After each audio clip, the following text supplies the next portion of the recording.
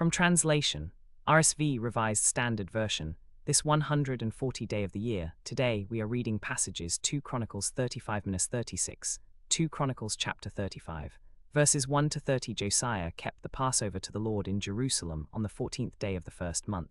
He appointed the priests to their offices and encouraged them in the service of the house of the Lord. And he said to the Levites who taught all Israel, who were holy to the Lord, "Put the holy ark in the house that Solomon the son of David, king of Israel, built. It shall not be a burden on your shoulders. Serve now the Lord your God and his people Israel. Prepare yourselves according to your fathers' houses by your divisions, as prescribed in the book of Moses, and so stand ready to do the work of the sanctuary. And stand ready in the divisions of the fathers' houses of your brethren, the lay people, and according to the division of the Levites by their fathers' houses. And slaughter the Passover lamb and sanctify yourselves, and prepare for your brethren, to do according to the word of the Lord by Moses." Then Josiah contributed from his own possessions for the people, for the burnt offerings and the young bulls and the rams for the communion offerings, for all the service of the Lord that was to be done. And his princes contributed willingly to the people, the priests and the Levites.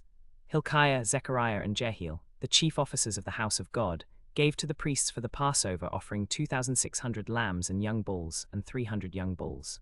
Canaaniah also, and Shemaiah and Nethanel, his brothers, and Hashabiah and Jael and Jozabad, the chiefs of the Levites, gave to the Levites for the Passover offerings 5,000 lambs and young bulls and 500 young bulls. And the service was established, and the priests stood in their place and the Levites in their divisions, as the king had commanded. And they slaughtered the Passover lamb, and the priests sprinkled the blood which they received from their hands, while the Levites flayed them. And they set aside the burnt offerings, that they might give them according to their divisions to the brethren, the lay people, to offer to the Lord, as it is written in the book of Moses. And so they did with the oxen. And they roasted the Passover lamb with fire according to the ordinance, and the holy offerings they boiled in pots, in cauldrons, and in pans, and carried them quickly to all the brethren. And afterward they made ready for themselves and for the priests, because the priests, the sons of Aaron, were busy offering the burnt offerings and the fat pieces until the night. So the Levites made ready for themselves and for the priests, the sons of Aaron. The singers, the sons of Asaph, were in their appointed place according to the command of David, Asaph, Heman, and Jeduthun the king's seer. And the gatekeepers were at each gate. They did not need to depart from their service, for their brethren, the Levites, made ready for them. So all the service of the Lord was prepared that day, to keep the Passover and to offer burnt offerings on the altar of the Lord, according to the command of King Josiah. And the people of Israel who were present kept the Passover at that time, and the feast of unleavened bread 7 days. No Passover had been kept like it in Israel since the days of Samuel the prophet. None of the kings of Israel had kept such a Passover as was kept by Josiah, the priest, and the Levites, and all Judah and Israel who were present with him, and the inhabitants of Jerusalem. In the 18th year of Josiah, this Passover was kept. After all this, Josiah the king went up to Megiddo to fight against Necho king of Egypt, who had come to aid the king of Assyria at the river Euphrates. But Necho sent to him, saying, "What have I to do with you, king of Judah? I have not come against you this day, but against the house with which I am at war, and God has commanded me to hurry. Cease from opposing God, who is with me, lest he destroy you." But Josiah would not turn away from him, but disguised himself to fight against Necho. And he did not heed the words of Necho from the mouth of God, but came to fight in the plain of Megiddo. And the archers shot King Josiah, and he said to his servants, "Take me away, for I am badly wounded." So his servants took him out of the chariot and carried him in his second chariot to Jerusalem, and he died and was buried in the tombs of his fathers. And all Judah and Jerusalem mourned for Josiah. Jeremiah also uttered a lament for Josiah, and all the singing men and singing women have spoken of Josiah in their laments to this day. They made them an ordinance in Israel. Behold, they are written in the Lamentations. Now the rest of the acts of Josiah, and his good deeds according to what is written in the law of the Lord, and his acts, first and last, behold, they are written in the book of the kings of Israel and Judah. And Josiah slept with his fathers, and his son Jehoahaz reigned in his stead.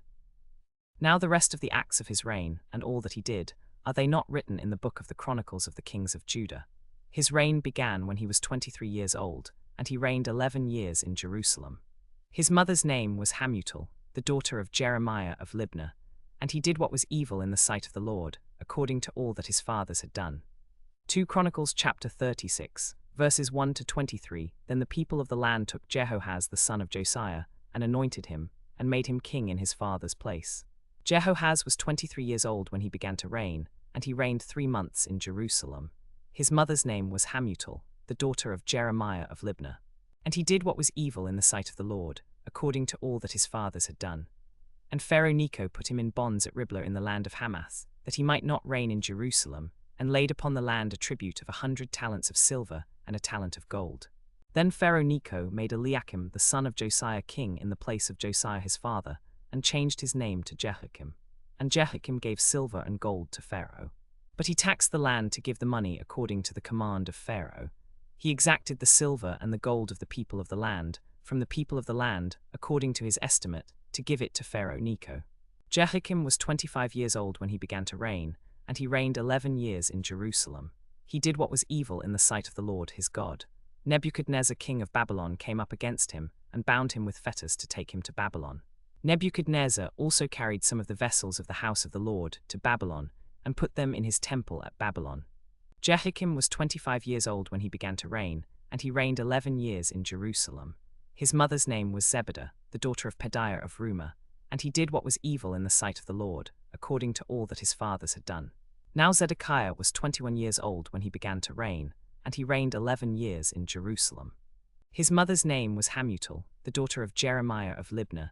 He did what was evil in the sight of the Lord his God. He did not humble himself before Jeremiah the prophet, who spoke from the mouth of the Lord. He also rebelled against King Nebuchadnezzar, who had made him swear by God. He stiffened his neck and hardened his heart against turning to the Lord, the God of Israel.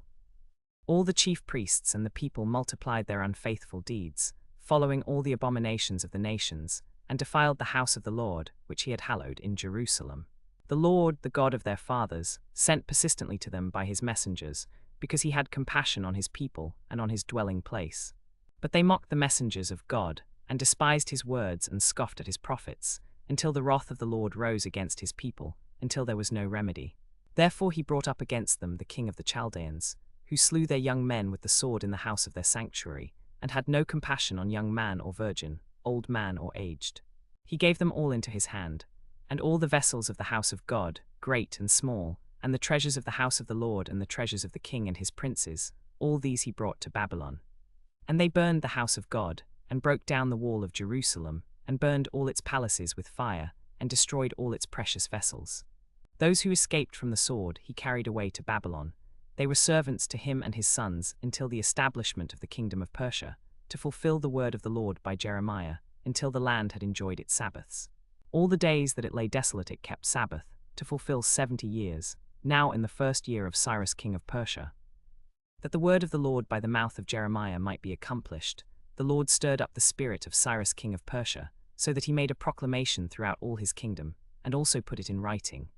Thus says Cyrus king of Persia, "The Lord, the God of heaven, has given me all the kingdoms of the earth, and he has charged me to build him a house at Jerusalem, which is in Judah. Whoever is among you of all his people, may the Lord his God be with him, and let him go up."